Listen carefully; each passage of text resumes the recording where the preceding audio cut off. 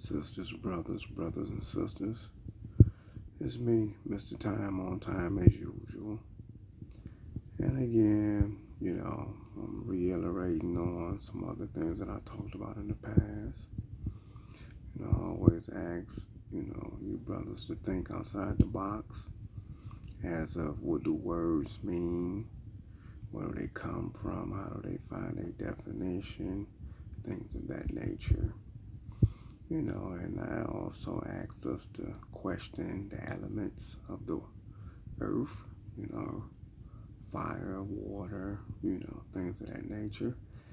And I believe recently I asked, all my followers to question our bodies.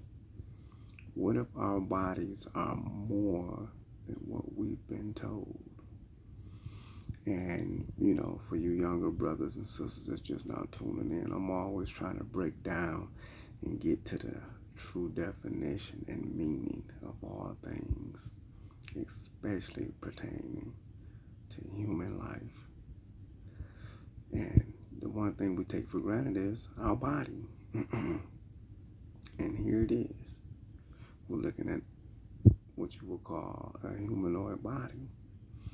But if you pay close attention to it and look in there real good, you can see in the center of this body, there's a helix spiral that represents the DNA strands, or you can call it the serpent, which would be your tree of wisdom, which would be your vertebrae, your 33 vertebrae of, your backbone. Yes, the whole human body is the tree of life. It's been a well-kept secret. Those that run, society, governments, and other institutions, they don't want you to know this. The church, your favorite church, chances is somebody in there knows of this, but I will believe they are forbidden to teach such things. But these are the things that comes when, you take a deeper look inside. When you stop asking man to lead you, and brothers and sisters, they go to these institutions for higher knowledge and learning, and only to be misled. So at the end of the day, it's all about yourself and taking this journey on your own, to figure out what the tree of life is.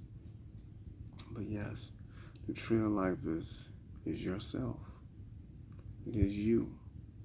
It is the hidden knowledge and wisdom of self.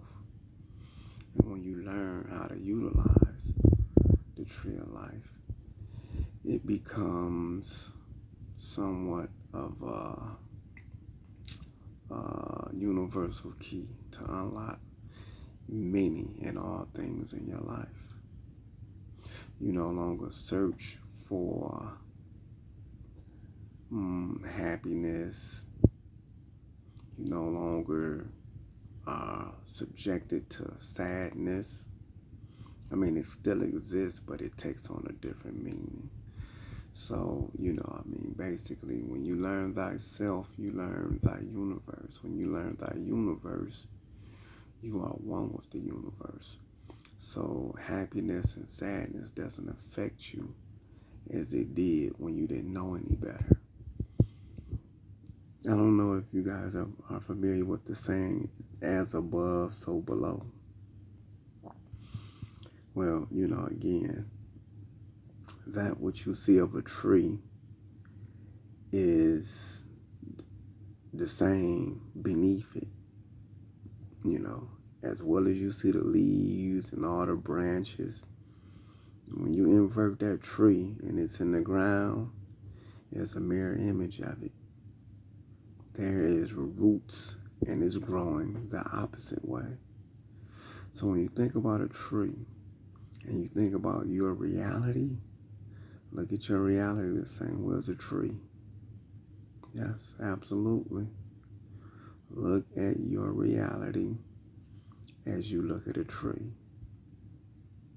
And then once you understand that, then many other things can come towards your way. You've cross that threshold, that awakening, where the universe is at your beck and call. The universe, it's waiting, it's willing to serve you. But if you're a zombie and you're half dead due to television or whatever it is that you're addicted to, gambling, drugs, sex, whatever it is, music, whatever you're obsessed with, it locks you out of the forever knowing and giving universe. And this is why they spend so much money on pumping all this stuff up. Sports, music, things that is really trivial, has no real meaning in life. But there's millions of dollars all around these events, and propping these situations up. So when you take a closer look at the inside of you, you can understand, you can see, you can move forth. Then you realize not only are you a walking tree of life, but ye are gods. Because remember, God said we were made in his image, in his direct image. And you say, when you look at the word image, what is it? It's a carbon copy. If he's able to speak things into existence, you are definitely able to speak things into existence. So, don't take this lightly, sisters, brothers and sisters. We're on this planet. And imagine if we were able to take this universal energy and knowledge and synchronize it. Think Jesus and the disciples were able to just move mountains and walk on water and things of that nature? And we were to synchronize this knowledge and wisdom just by 100-fold, just 100 people at a time. 100 make 200, 200 make, 400, and just keep multiplying it.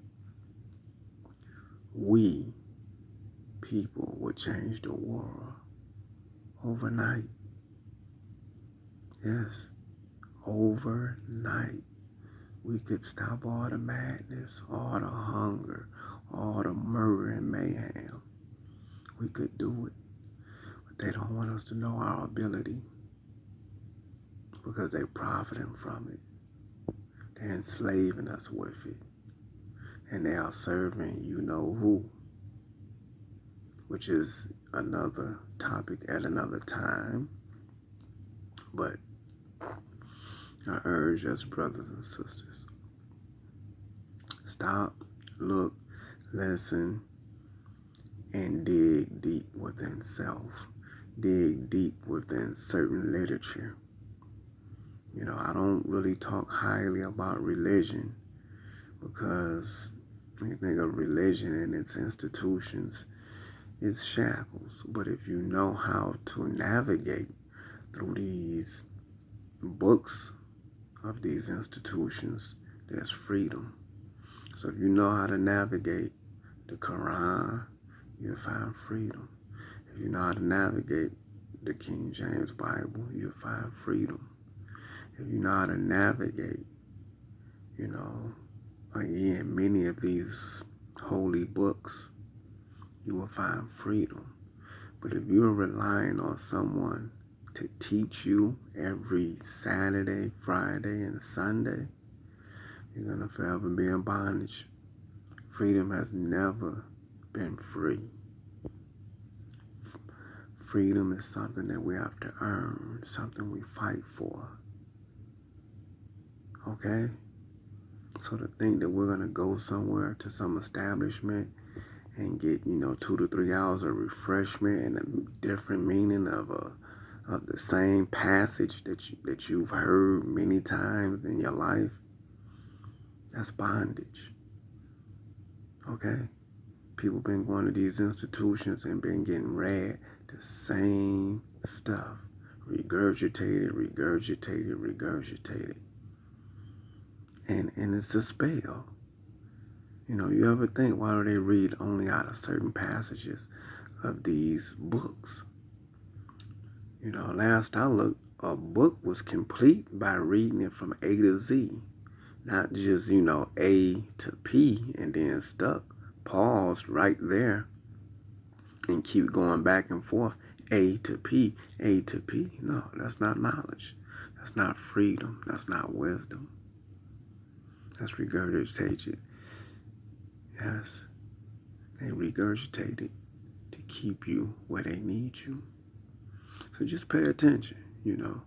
You go to these institutions and they got a favorite part that they always reading out of. And most of it is the hope. If you do this and pray and do that, and it's the hope, and they play on it. What I'm telling you is that you don't need these institutions. You are who you are. Go within. Don't be afraid. You come in this world alone, you leave alone. So at the end of the day, just knowledge and wisdom, my brothers and sisters. And just take a deeper look at the human body, the words, the institutions around you, you know, all the things that affect you on a day-to-day basis needs to be broken down and analyzed. And you need to ask yourself in one way or another, how does it affect you? Does it affect you for a positive, or does it affect you in a more negative? Okay, so those are the things that we need to, you know, put in check. And, you know, again, I wasn't just calling out the brothers of, you know, that follow the Islamic, and I wasn't just calling out the Christian brothers, you know, that, you know, read the biblical literature. You know, this goes a lot deeper than just that, you know. We can go with the Hare Krishna group, you know, those who study the Bhagavad Gita, you know, the Torah, you know, again, they give us so much, but then they want to keep us pent to one area of these, you know, books of literature. God giving you these books, not with just 2 chapters, but all chapters. You're stuck on 2 and 3 chapters, and that's how you live your life. And imagine the rest of what you didn't read that you're missing out on. You understand? So I'm just going to leave you with that food for thought. You know, brothers, sisters and brothers, I love you all. The struggle continue. Look within. Do homework. Don't be content. If there's a hunch, scratch that hunch. Follow that hunch. Start your own investigation. Move with those that's moving in the likeness of you, because you are a product of your environment to a certain degree. But you can outgrow your environment. You can rise above it. Okay? And you can be a shining light. I am an example of it. Peace, brothers and sisters. I'll see you next time.